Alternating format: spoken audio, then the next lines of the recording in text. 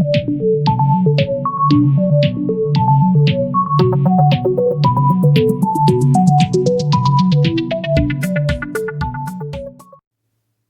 boys and girls, it's Miss Espinosa, and this video goes with Go Math Lesson 2.1, Comparative Multiplication. Now, one of the things that you'll have to be able to do to master this standard is to be able to take a math comparison sentence and turn it into an equation. So if you have something like 2 times as many as 8 is 16. So this is called a multiplicative sentence. We need to turn that into an equation. And to be able to do that, we keep the numbers, but we're going to change the words into symbols. So we're going to keep the numbers, so there'll be 2 times as many as turns into a multiplication symbol. We're going to keep the 8 is turns into equal, and then we keep the 16. So the equation would be 2 times 8 equals 16. And all we did was change the words into symbols and kept the numbers. Let's try another.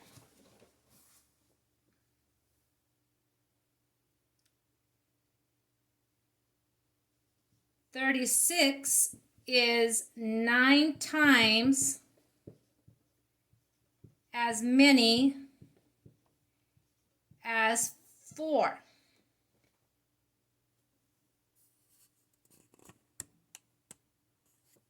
Okay, again, we're going to keep the numbers and we're going to change the words and replace them with symbols. So 36 is always an equal sign. 9, we keep that. Times as many as is the symbol for multiplication. I'm sorry, we're replacing it with that. And then 4. 36 is 9 times as 4. Okay.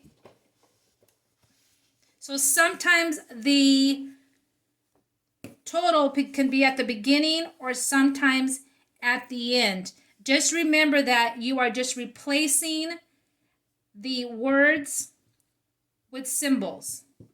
Okay, one more time. I want you to try this one on your own.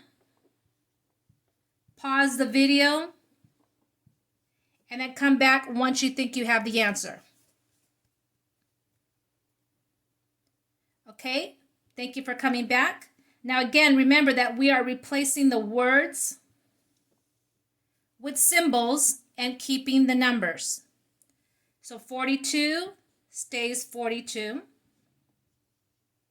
Is turns into equal. The 6 stays the same. Times as many as turns into is a multiplication symbol. And then the 7 stays a 7. So 42 is 6 times, or is equal to 6 times 7. And that's all you do to be able to turn a multiplicative sentence into an equation.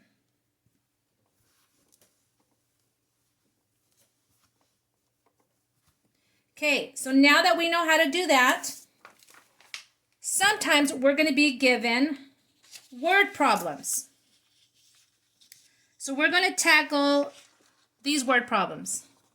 So in this word problem, in number 6, it says, there are 6 boys in my class, There are 2 times as many girls in my class. How many girls are in my class? Now, to tackle this problem, because we're comparing 2 different things. Sometimes it'll be more than 2 things. But in this case, we're comparing 2 things. We're comparing boys and girls. So the first thing you want to do is make your labels. So you'll write 2 lines over here, and you'll write both of your labels. We'll put boys and girls. It does not matter if you put the girls on top or the boys. It doesn't matter in what order you put it in. As long as you have 2 labels, a boys and the girls. Now, in our sentence, it says, there are 6 boys in my class. There are 2 times as many girls in my class. So, we know how many boys there are. There are 6 boys. But we don't know how many girls there are. All we know is that there are 2 times as many girls. So, but we know how many boys. So we're going to put boys in a box, because that we know. And then the girls have 2 times as many. So they have 2 of these boxes. Now, whatever is in this box also has to go in all the other boxes. So our question is, how many girls are in my class? Well, we can solve that in 2 ways. We could either add the girls up, or we can multiply. So 6 plus 6 is 12, or 6 times 2 is 12. Either way, we know that there are 12 girls in our class. Okay, let's try another. Okay, Jonah rides 4 miles to school each morning. Amy rides 3 times as far. How far does Amy ride each month? So again, we always start with our 2 labels. Our labels, we'll write 2 marks. One of them is for Jonah, and the other is for Amy. Now we know that Jonah rides 4 miles. We don't know how many Amy rides, but we do know that she rides 3 times as far. So Jonah's is going to go in a box because we know how much he rides.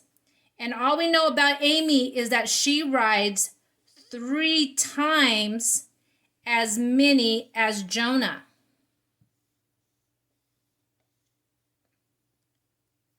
And so his box has 4, so all the other boxes also have to have 4.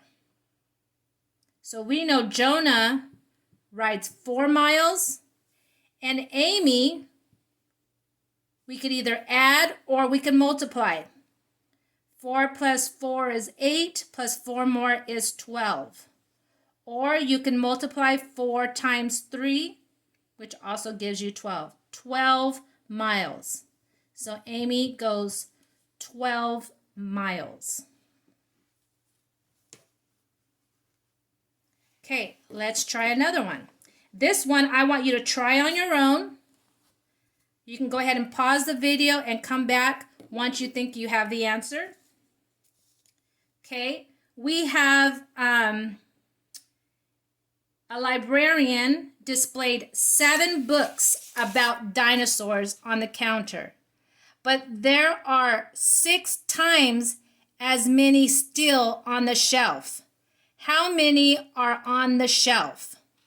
Okay, so now we have 2 labels. We need to come up with our 2 labels. So we know we have books that are dinosaurs, and then ones that are still left on the shelf. Okay, we have books that are about dinos and ones that are still left on the shelf. So the librarian displayed 7 books about dinosaurs. So we know that 7 are about dinosaurs. And the shelf, there's 6 times as many still on the shelf.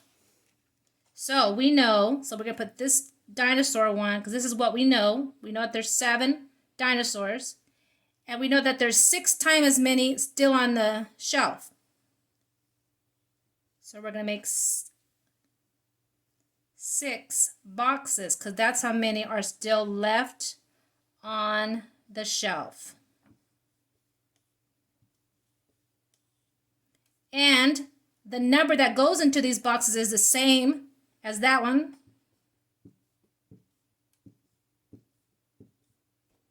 So we know there are 7 dinosaur books, and the ones left on the shelf you could either add or you can multiply. 7 times 6 is 42. There's 42 books still left on the shelf. Now, I'm going to ask you another question. How many books are there all together? Well, to be able to solve that, you would add the dinosaur and the books left on the shelf. There are 49 books all together. So this is when you do comparison problems.